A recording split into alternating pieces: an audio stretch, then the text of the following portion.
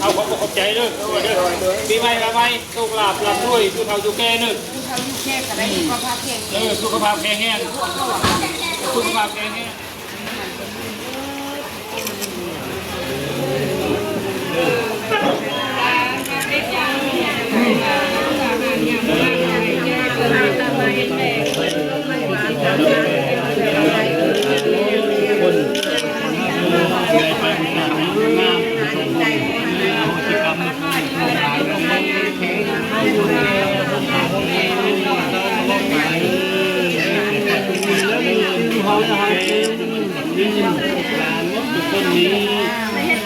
มีอย่าง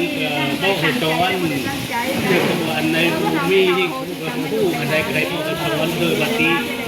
เป็นผู้อื่นผู้กลางนะเดี๋ยวผมว่ามีการสปอร์ตแม่เด้อขอบใจขอน้ำแม่ขอบใจ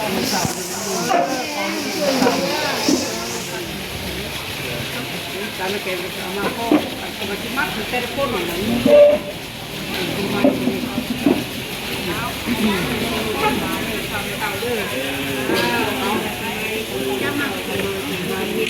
ใกล้หุบเอาลูก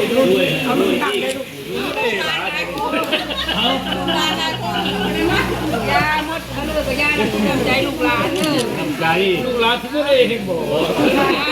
ตีมือกันหน่อยก็ได้เอาเด็กตีหลานเนอะกูมาเดินไปเอาเด้อมีมามีกรรมนั่งหน้าไปลูกคิดยกบ้าแก้ตัวเต่าเดินมาเด้ออะไรเด็กสอนคือว่าเป็นลูกเป็นเจ้าของเจ้าเนี่ยแหละแม่ก็เสียแล้วอาศัยแต่แม่จะตุนนี่แหละเด้อไม่ต้องมาเนี่ย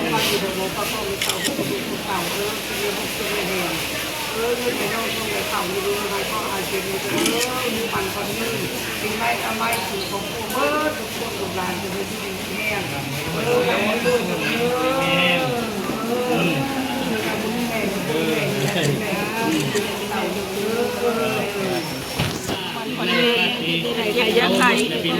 ผมใส่ให้ลูกให้หลานไม่ไม่ป่าไม้สุขภาพแข็งแรงไม่เท่าเดิมเป็นพ่อเป็นแม่ให้ลูกให้หลานได้สุขภาพเอาเองผมใส่ให้ลูกให้หลานทานลูกเต้าลูกหลานผู้ใดตัวยังหักแข็ง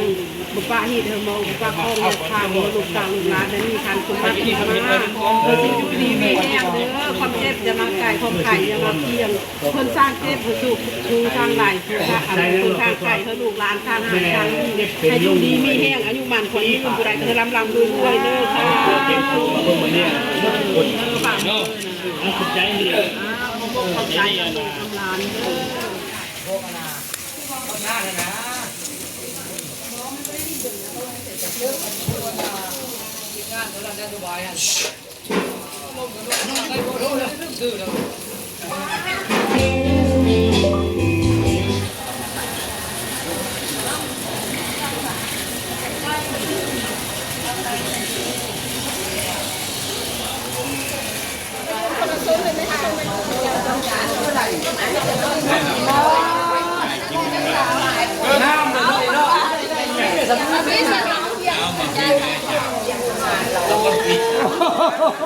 โอ้เที่ยงฟักเดือนอ๋อต้องก่อนนั้นก่อนตาม